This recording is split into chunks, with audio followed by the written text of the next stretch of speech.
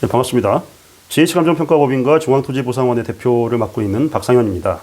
자, 오늘은 도시계획도로 개설에 따라서 자주 발생하는 문제 중에 하나로서 건축물이 그 지상에 있는데 도로가 나면서 건축물의 일부만 편입되고 그 일부는 남는 잔여 부분에 대한 보상 문제에 대해서 한번 살펴보겠습니다.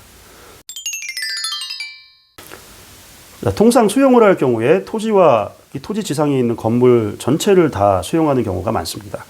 하지만 도로개설 사업과 같이 그 쭉 뻗은 이 선형 사업이라 그러는데 이 선형의 이 사업의 경우에는 이 토지 자체도 전체가 아니라 일부만 편입되는 경우가 대부분이고, 이 토지 지상에 건축물이 있는 경우에는 토지의 대부분이 편입될 경우에 건축물도 통상 전부 편입이 되지만은 이 토지 편입 비율이 적을 경우에는 건축물도 일부만 편입되는 경우가 발생을 하게 됩니다. 그러니까 이럴 경우에 보상을 해주는 규정이 토지보상법 제75조의 2에 있는 잔여 건축물의 손실에 대한 보상 등에 관한 규정입니다.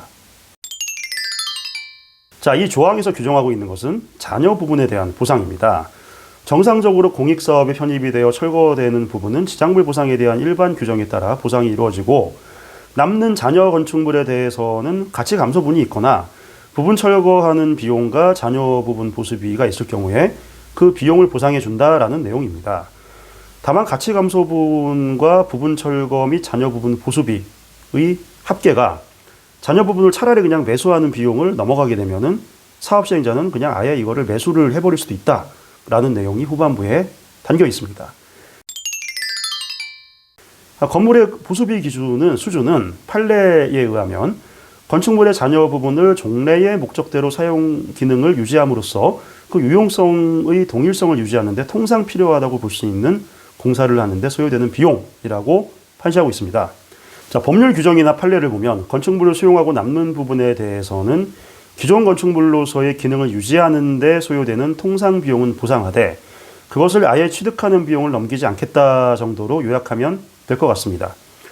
실무상으로 한 가지 더 알아두면 좋은 내용은 상기 법률 조항이나 판례는 사업시행자가 감정평가를 통해서 건축물 부분 편입에 따른 잔여 부분에 대한 손실보상을 측정을 해서 금전적으로 보상을 한다는 것을 전제로 기술한 것이고, 사업시행자가 잔여 부분에 대한 철거하고 철거 남는 부분에 대한 보수공사를 직접 자기가 해주는 경우도 있습니다. 그러니까 이 경우 이중보상은 절대 불가능합니다. 즉 사업시행자가 보수공사도 해주고 잔여 부분에 대한 손실보상까지 해주지는 않습니다. 따라서 사업시행자가 감정평가를 통해 잔여 부분 보상을 금전으로 할 것인지 아니면 직접 잔여 부분에 대한 보수공사를 해줄 것인지 이것은 상호 협의해서 결정할 문제입니다. 자, 이상 도심지역 내에서 도시계획도로 개설에 따라 자주 발생할 수 있는 건축물이 일부만 수용되고 잔여 부분이 남게 되는 경우에 어떻게 처리되는지에 대해서 한번 살펴봤습니다. 도로보상 전반에 대해서 궁금하신 점이 있으시면은 제 다른 유튜브 영상이나 블로그의 글에 도로보상과 관련된 주제를 찾아보시면은 더 도움이 되실 것 같습니다. 이상 감정평가사기관 행정사 박상현이었습니다. 감사합니다.